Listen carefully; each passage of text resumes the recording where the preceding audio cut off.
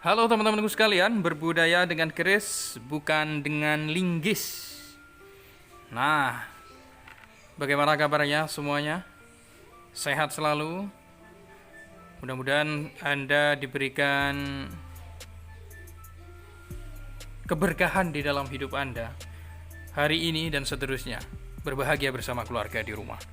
Dan tentunya mudah-mudahan Anda selalu semangat untuk terus-menerus mengoleksi pusaka-pusaka sebagai warisan budaya pada bumi Nuswantara ini. Sahabat-sahabat sekalian, keris-keris lurus merupakan keris yang memang diperuntukkan untuk pemula. Kenapa demikian? Kenapa anggapan-anggapan ini muncul pada era zaman sekarang?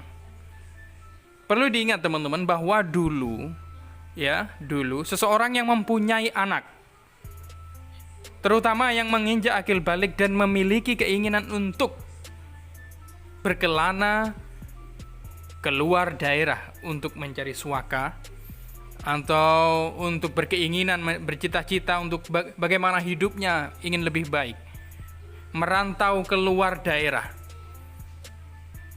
maka seseorang ayah, dalam tradisi di zaman sejak era Singosari sampai era Mataram, itu seorang anak tersebut dihadiahi sebilah keris. Dan biasanya keris tersebut merupakan keris-keris yang berlanggam lurus, semisalnya tilam sari, tilam upih, brojol, dan lain-lain. Nah, ini merupakan keris yang berlanggam lurus, teman-teman. Nah, kalau dikonversikan kepada era zaman sekarang, maka bisa jadi ini sama halnya setara dengan untuk pemula untuk di era zaman sekarang. Banyak WA yang masuk, banyak pertanyaan-pertanyaan yang masuk, Mas, untuk pemula itu kira-kira yang bagus untuk ngoleksi, kira-kira ageman pertama kali itu apa gitu. Maka saya merekomendasikan bahwa keris yang bagus untuk pemula adalah keris tilam sari, tilam upih, dan brojol.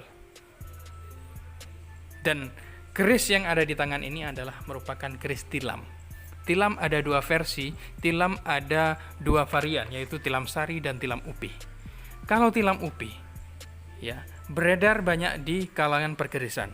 Namun kalau tilam sari ini memang hampir sama, namun secara pasikutan ada sedikit yang berbeda. Kalau tilam sari ini memiliki serawean, kalau tilam upih itu tidak ada seraweannya. Nah, tilam yang ada pada tangan saya ini adalah tilam sari, teman-teman. Merupakan keris dalam varian yang lebih sulit untuk ditemukan daripada tilam upih.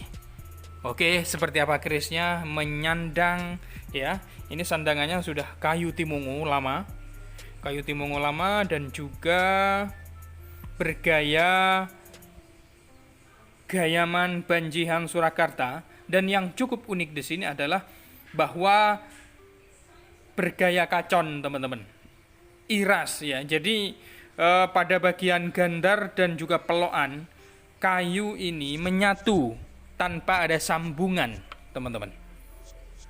Konon dikatakan bahwa dengan warangka semacam ini itu sangat sulit untuk dibuatnya. Sulit, langka, dan tentunya menjadi koleksi yang sangat-sangat bagus untuk menyandangi salah satu pusaka yang luar biasa. Warangkanya bagus, tentunya kerisnya bagus. Penasaran kan? Mari kita buka. Oke, bismillahirrahmanirrahim. Teman-teman sekalian, bismillahirrahmanirrahim. Kita buka ya. Oke. Ini kerisnya, teman-teman. Nah, kerisnya cukup panjang, dengan ricikan sebagai berikut. Ada tikel alis di sini, ada pecetan, ada serawean, dan gandeknya adalah gandek polos atau lurus agak miring. Nah, pamornya di sini sangat gebek, teman-teman, dan pamor ini merupakan pamor pendaringan kebak, melumuri seluruh bagian pada bagian wilah berikut pada pangkal wilah sampai ujung wilah. Pamornya sangat ngebiar, ya, khas. Dan cak pamornya, style pamornya ini sangat menancap, tegas, pandes pada bagian wilah, teman-teman. Varian keris lurus sehingga disebut dengan rijikan sebagai yang disebutkan saya tadi, merupakan keris berdapur tilam sari, ya. Jadi tilam sari ini keberadaannya memang sangat sulit, lebih sulit ditemukan daripada tilam upih. Teman-teman sekalian, melihat daripada gestur dan pasikutan, maka keris ini tergolong pada keris berlanggam atau tangguh Pajajaran, teman-teman.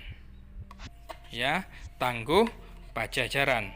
Nah, ciri khas daripada keris Pajajaran, bentuk gonjo itu seolah seperti tempurung kelapa yang terkelungkup, teman-teman. Jadi embotok gitu ya.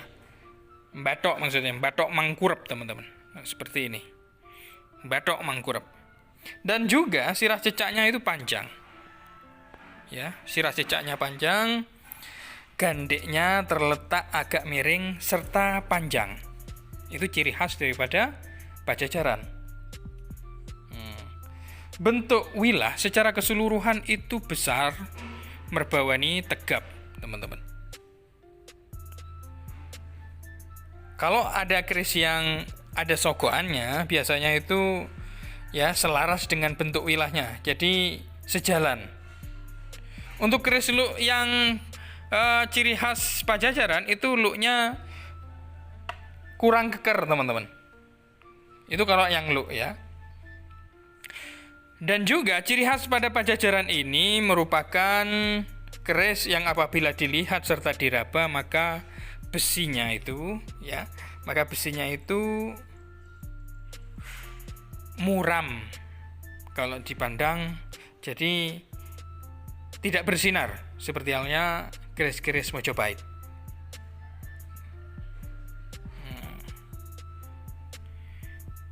Teman-teman sekalian, itulah ciri khas daripada tangguh Pajajaran. Lalu secara aspek filosofi pada bagian pamornya adalah pamor pendaringan kebak. Ini seringkali saya sebutkan bahwa pendaringan kebak, pendaringan itu tempat beras, kebak itu bek ya, atau full atau penuh. Jadi tempat beras yang penuh dengan isinya.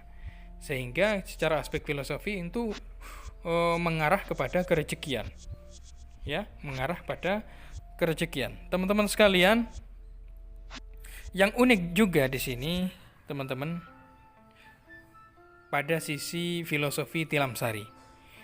Tilam sari secara aspek filosofi itu melambangkan keluarga yang sakinah, mawaddah, warohmah. Jadi dalam selaras ya dengan filosofi Islam.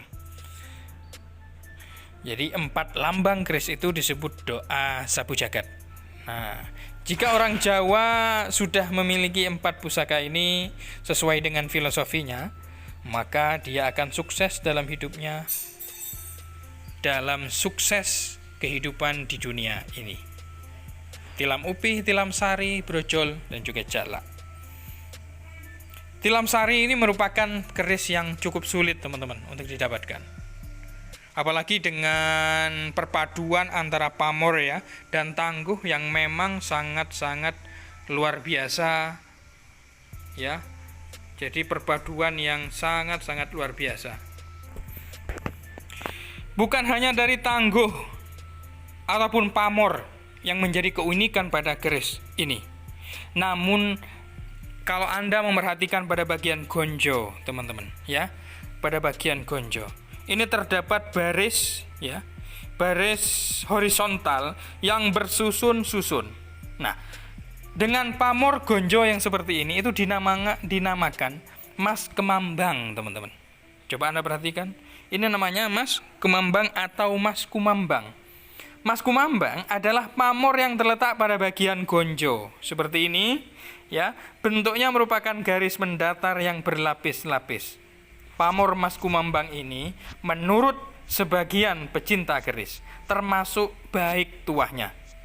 Ya, pemilik keris dengan gonjo semacam ini bisa bergaul baik dengan kalangan atas maupun kalangan bawah, teman-teman. Begitulah teman-teman sekalian bagaimana bagusnya pada keris ini, yang juga merupakan keris yang cukup sinengker ya, wingit. Aura-aura yang ditampilkan pada keris ini sungguh sangat besar teman-teman sekalian.